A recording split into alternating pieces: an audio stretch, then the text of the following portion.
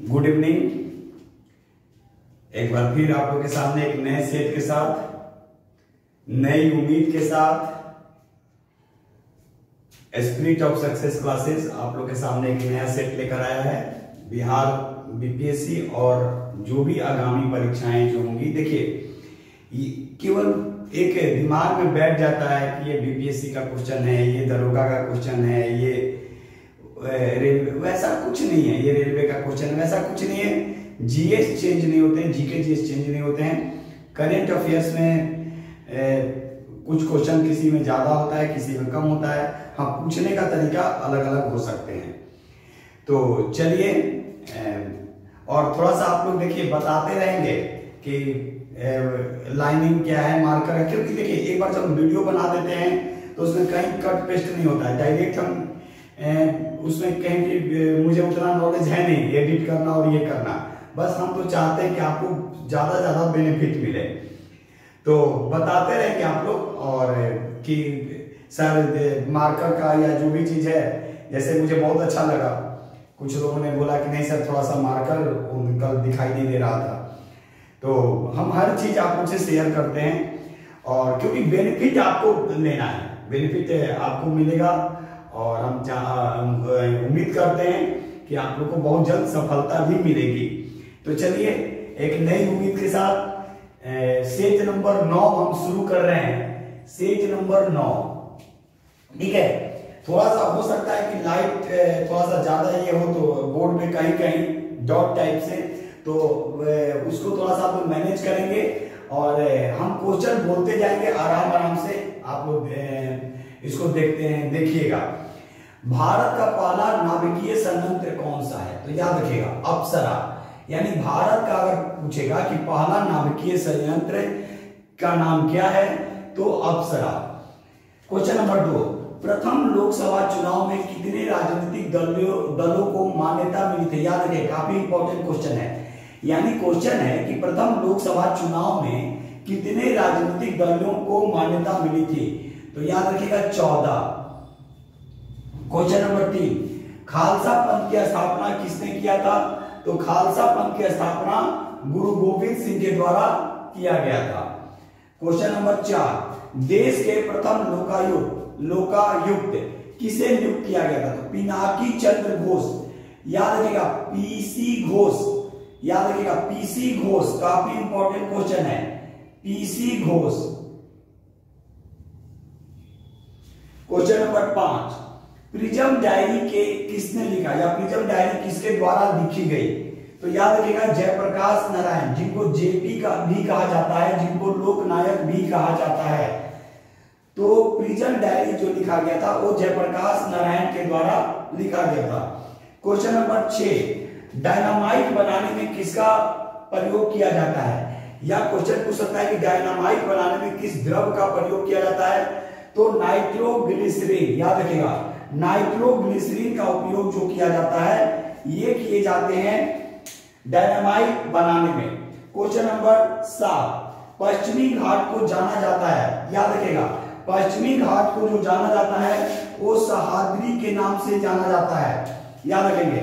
यानी पश्चिमी घाट पर्वत को पश्चिमी घाट भी कहते हैं, और इसको सह्याद्री के नाम से भी जानते हैं।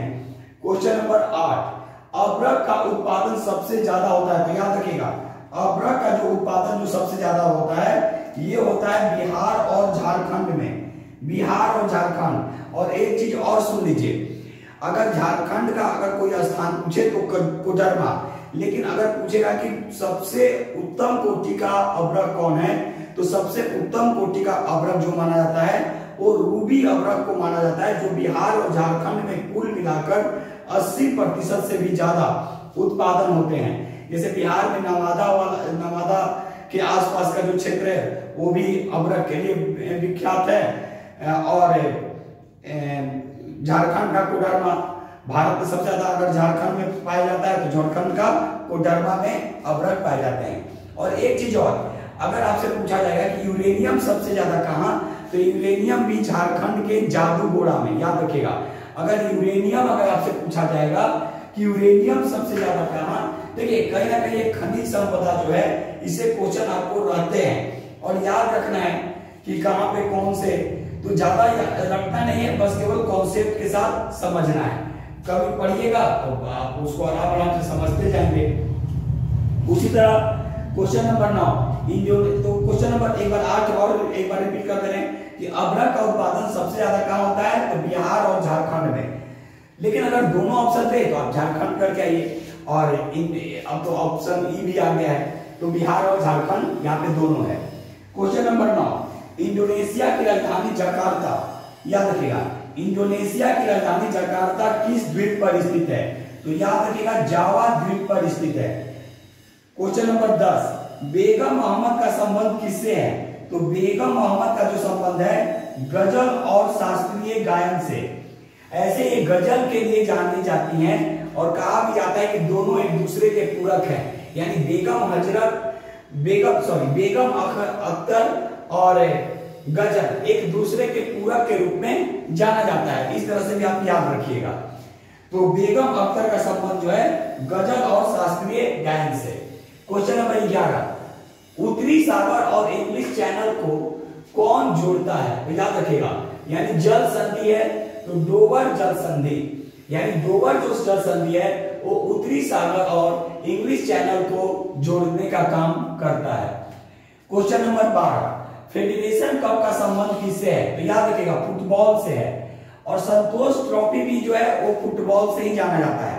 तो भारत में अगर पूछेगा कि फेडरेशन कप का संबंध किससे है, तो भारत में फेडरेशन कप का संबंध जो है वो फुटबॉल से है, और संतोष ट्रॉफी अगर पूछेगा तो वो भी फुटबॉल से ही है।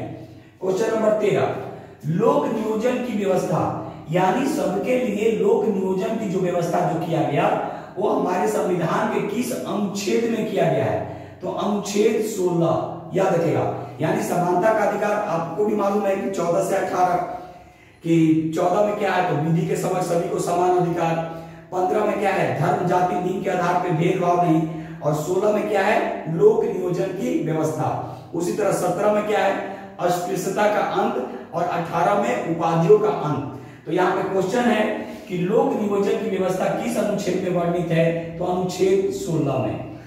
Question number 14, red dot REDDOT red dot नामक रोग से प्रभावित होने वाला फसल कौन है, तो याद रखिएगा गन्ना, यानी रेड डॉट ऐसा रोग है जो गन्ने के लिए कैंसर के रूप में, याद रखिएगा, जाना जाता है, यानी ये एक गन्ने के लिए सबसे खतरनाक बीमारी के रूप में जाना जाता है, इसलिए इसको कैंसर के रूप में नाम दिया गया। तो रेड डॉट नामक रोग जो से प्रभावित जो फसल है वो है गन्ना। क्वेश्चन नंबर 15, मुसलमानों के लिए पृथक निर्वाचन की बात किस अधिनियम में कही गई, ध्यान दीजिएगा 1909 ईस्वी में मार्ले मिंटो सुधार अधिनियम लाया गया था, और उसी अधिनियम में पहली बार मुसलमानों के लिए पृथक निर्वाचन की बात की गई थी। क्वेश्चन नंबर 16, सन्यासी विद्रोह की चर्चा कहां मिलती है, याद रखिएगा, तो ये आनंद मठ में, यानी जो सन्यासी जो विद्रोह हुआ था और उसके बंगाल के जो मुख्य क्षेत्र जो माने गए सन्यासी विद्रोह, ठीक है, उसमें बहुत सारे ऐसे सन्यासी जो थे जो किसी उसमें अपना आंदोलन प्रारंभ किया, ब्रिटिशों के खिलाफ आंदोलन उन्होंने शुरू किया अलग तरीकों से, क्योंकि शोषण का प्रारूप बढ़ गया था, तो इसीलिए इसको सन्यासी विद्रोह नाम दिया गया, और इसकी चर्चा आनंद मठ में मिलती है। क्वेश्चन नंबर 17, शिवाजी के शासनकाल में प्रधानमंत्री का पद जो था वो कहा जाता था, यानी प्रधानमंत्री के पद को क्या कहा जाता था, यानी शिवाजी के शासनकाल में, ठीक है, तो इसको कहा गया पेशवा, यानी शिवाजी के शासनकाल में जो प्रधानमंत्री का जो पद होता था वो पेशवा के रूप में जाना जाता था। क्वेश्चन नंबर 18, झोंका, झोंका एक रोग है, ये किस फसल को प्रभावित करता है, तो याद रखिएगा ये धान को प्रभावित करता है। तो झोंका एक रोग है, ये किस फसल को प्रभावित करेगा, तो ये धान को प्रभावित करता है, धान को प्रभावित करता है। क्वेश्चन नंबर 19, सीनेबार अयस्क है, यानी सीनेबार जो है वो किसका अयस्क है, तो पारा का, और इसका आप देख ही रहे संकेत HGS।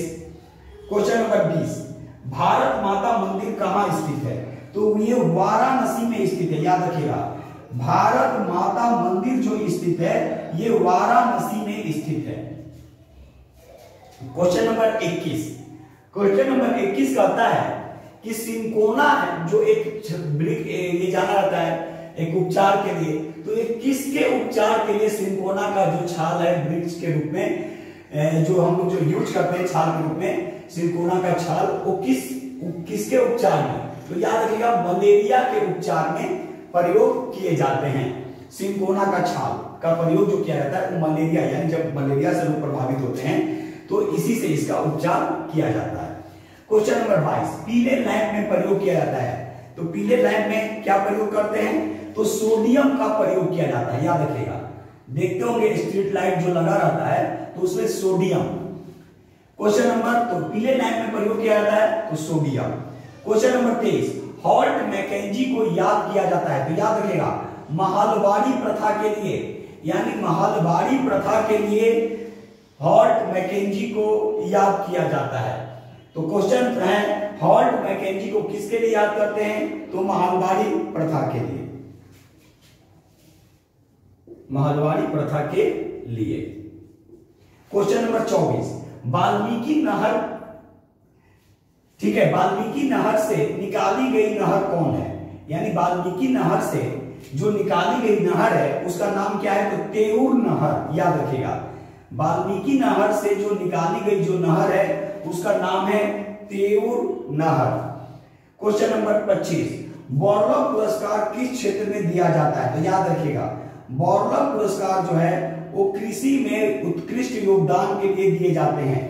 यानी सबको मालूम है कि नॉर्मन बॉर्लॉग जो थे वो कृषि के लिए, कृषि के क्षेत्र में काफी सराहनीय काम किए थे, उल्लेखनीय काम था उनका, और इसी के लिए उनको नोबेल पुरस्कार भी दिए गए थे। याद रखिएगा नोबेल का शांति पुरस्कार जो उनको दिया गया था वो इसी क्षेत्र में काम करने के लिए दिया गया था, क्योंकि नोबेल पुरस्कार तो कृषि क्षेत्र में दिया नहीं जाता है, लेकिन वो कृषि क्षेत्र में इतना एक उल्लेखनीय जो काम किए जिसके विश्व स्तर पे आज भी उसका प्रारूप देखने को मिलता है। और उसी आधार पे भारत में भी डॉक्टर एम स्वामीनाथन के द्वारा तृतीय पंचवर्षीय योजना के समय हरित क्रांति की शुरुआत की गई थी। तो नॉर्मन बॉर्लॉग के याद नहीं, ठीक है, बॉर्लॉग पुरस्कार दिया जाता है। तो बॉर्लॉग पुरस्कार किस क्षेत्र में दिया जाता है, तो बॉर्लॉग पुरस्कार कृषि के क्षेत्र में दिए जाते हैं। तो ये रहा आज आप लोग के सामने 25 क्वेश्चन। और देखिए क्वेश्चन हम बार बार बोलते हैं कि क्वेश्चन कम लाने का मतलब ये नहीं है कि क्वेश्चन का कलेक्शन नहीं है या फिर और भी, हम जानकर कम ला रहे हैं ताकि आप कम क्वेश्चन रहेगा तो आराम से क्वेश्चन को देखिएगा, आराम से समझिएगा और फिर पढ़िएगा और उस पर वर्क भी करेंगे। तो इसीलिए हम आराम से 20 क्वेश्चन, 25 क्वेश्चन, 30 क्वेश्चन आपको के सामने रख रहे हैं। तो ये रहा स्पिरिट ऑफ सक्सेस क्लासेस के यूट्यूब चैनल पे आज आप लोग के सामने 9वां सेट, यानी सेट नंबर 9, 25 क्वेश्चन के साथ। और बहुत जल्द फिर आपके के सामने एक मिक्स हम बोल चुके हैं, मिक्स पे कल ही हम वीडियो बना चुके हैं लेकिन अपलोड नहीं किए हैं, अपलोड करेंगे। और जैसे ये जा रहा है वैसे अपलोड जो ये क्वेश्चन हो रहे हैं मिक्स वाला, वो ये जो सेट वाला वो तो चलते ही रहेगा। और एक टॉपिक वाइज जो मिक्स हम बोले हैं आप लोग के सामने लाने के लिए वो भी लाएंगे।